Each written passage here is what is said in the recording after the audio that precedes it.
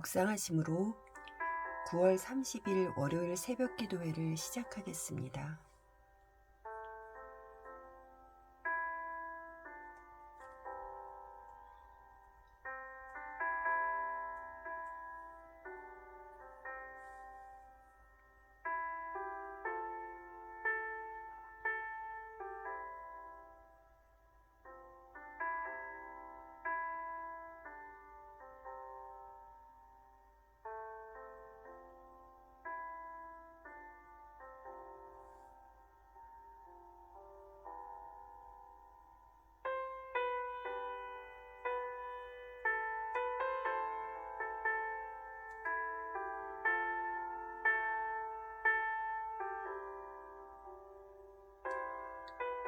오늘 우리에게 주시는 하나님의 말씀은 열왕기하 15장 23절에서 38절 말씀입니다.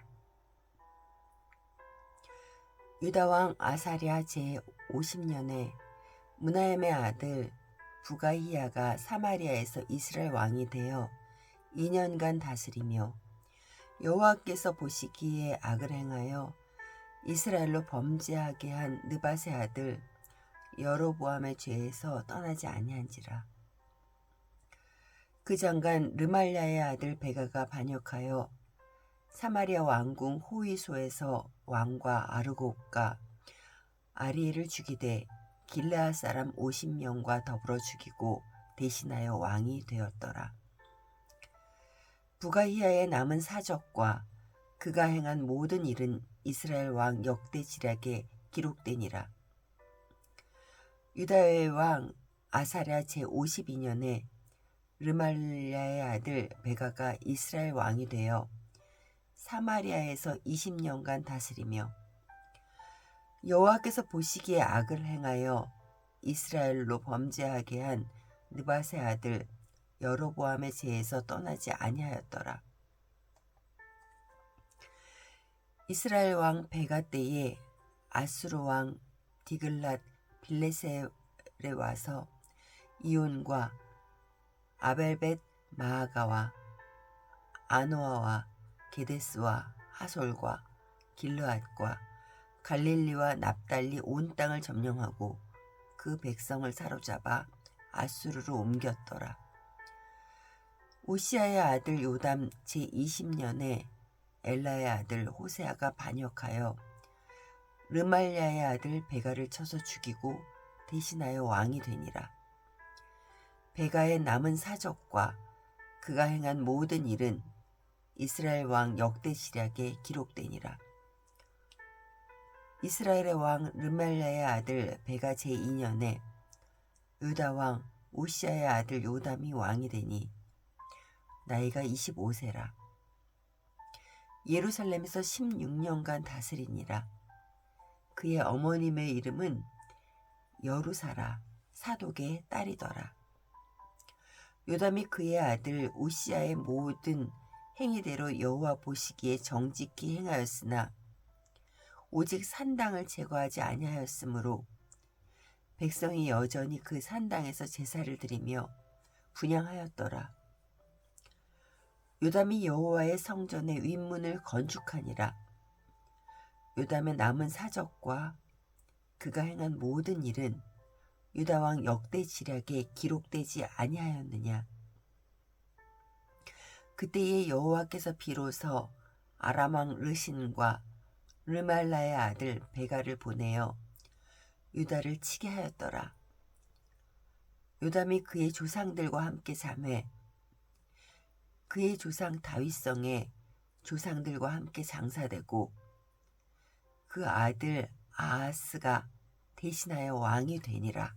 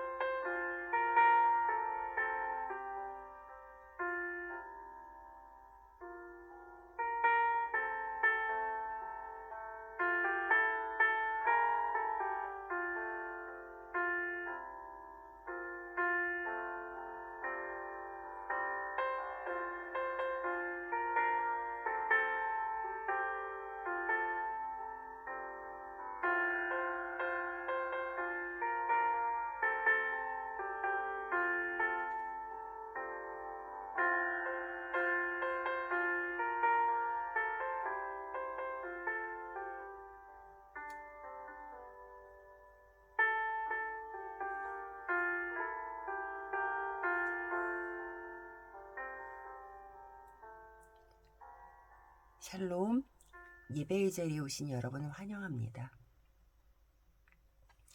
북이스라엘의 아합과 이세벨을 몰아낸 예후 왕조는 100년이 넘게 권력을 유지한 장수 왕조였습니다. 그러나 예후 왕조의 마지막 왕 스가랴는 고작 6개월 왕자에 있었고 샬롬에 의해 살해되고 말았습니다. 그 후 북이스라엘은 반역과 살인과 혼란의 연속이었습니다. 오늘 본문에는 이스라엘의 17대 왕 부가히야가 소개됩니다. 그는 그의 업적에 대한 기록은 없고 그가 어떻게 죽었는가에 대해서만 기록하고 있습니다. 그가 한 것이라고는 여호와 보시기에 악을 행한 것뿐입니다. 부가히야가 어디서 죽음을 당했습니까? 바로 이 왕궁 호위소입니다. 왕궁 호위소라는 것은 왕국 안에 있는 마지막 피난처인 것입니다. 그는 시대적 난국에 대처하여 철벽 방어를 해놓았을 그곳에서 결국 죽임을 당합니다. 하나님을 의지하지 않고 자신을 의지하는 삶의 결국은 이렇습니다. 하나님은 막다른 골목에서도 길을 내시는 분이 아니십니까? 어떤 상황에 처해 있을지라도 그것이 거친 풍랑이든 쏟아지는 폭우이든 하나님을 붙들면 그분의 전능하심이 우리를 덮어주십니다. 북이스라엘 주변 강대국은 아수르였습니다. 그래서 북이스라엘은 때로는 친아수르 정책을, 때로는 반아수르 정책을 펼쳐나갔습니다. 왕은 백성들의 물질을 아수르에게 갖다 바치기도 했습니다. 그러나 북이스라엘은 평화로운 곳이 되지는 못했습니다. 왜냐하면 의지의 대상이 하나님이 아니었기 때문입니다. 북이스라엘의 최종적인 의지의 대상은 오직 자기 자신이었던 것입니다. 능력이 뛰어나 성품이 좋아 지혜가 있어서 사람들에게 인정을 받은들 그 마음의 중심이 자기 자신에게 놓여 있다면 그것은 하나님 앞에서 무용지물일 뿐입니다. 내게 주신 좋은 것들은 결국은 하나님께로부터 온 것임을 잊지 말아야 합니다. 우리가 그 사실을 믿고 내게 주신 것으로 하나님께 영광을 올려드릴 때에 우리를 창조하신 하나님께서 영광을 받으시고 기뻐하시는 것입니다. 유다왕 요담은 여호와께 보시기에 정직히 행하였습니다. 여호와 성문의 윗문을 건축할 정도의 열심이 있었습니다. 하지만 역대 왕들처럼 산당은 제거하지 못했습니다. 백성들은 산당에서 여호와 하나님을 탐욕스럽게 추구하였습니다. 오직 하나님만 섬긴 것이 아니라 자기의 추구에 따른 하나님을 섬긴 것입니다. 자기 마음대로 하나님을 섬긴 것입니다. 하나님의 성전과 산당은 공존할 수 없는 것입니다. 남겨둔 산당은 결국 하나님의 채찍으로 돌아옵니다. 물론 사랑하시기에 주시는 채찍입니다. 사랑하는 성도 여러분, 우리는 우리가 교묘하게 섬기고 있는 대상이 무엇인지 돌아보아야 합니다. 그것도 수시로 말입니다. 사람은 자신이 섬기는 대상을 쫓아 사람을 판단하고 삶의 방향을 정하는 경향이 있습니다. 돈을 섬기는 사람은 돈의 많고 적음을 쫓아, 명예를 섬기는 사람은 명성의 많고 적음을 쫓아, 권력을 섬기는 사람은 힘의 많고 적음을 쫓아 사람을 판단하고 삶의 방향을 정합니다. 그렇다면 우리는 어떻습니까? 하나님을 섬기면서 함께 쫓아가고 있는 것은 정말 없습니까? 철저하지 않으면 결국 사랑의 채찍으로 돌아온다는 것을 잊지 말아야 되겠습니다. 하나님께서 내가 거룩하니 너희도 거룩하라는 말씀을 마음속 깊이 새기며 나의 삶 구석구석을 살펴보시는 오늘 하루가 되시기를 간절히 소원합니다. 주의 자녀로 산다는 것은 불 가운데로 걸어가는 것, 그 속에서 신실하게 날 지키시는 그 손길을 경험하는 것, 주의 자녀로 산다는 것은 바다 위로 걸어가는 것,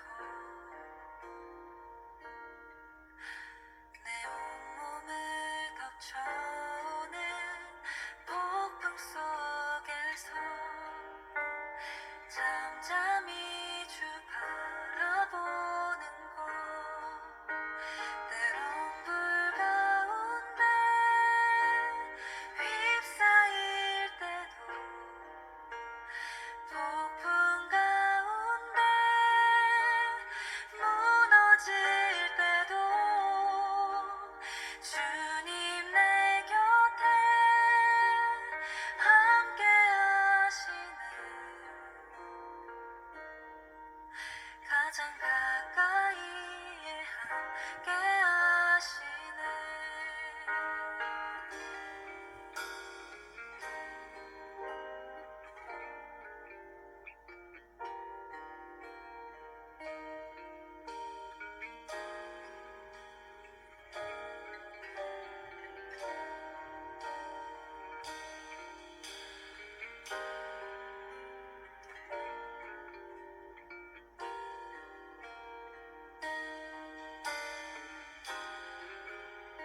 우리 다 같이 찬양하겠습니다. 주의 자녀로 산다는 것은, 주의 자녀로 산다는 것은 나도 그들을 용납하는 것, 나를 위해 달리신 십자가 사랑, 그 사랑으로 살아가는 것. 다시 한번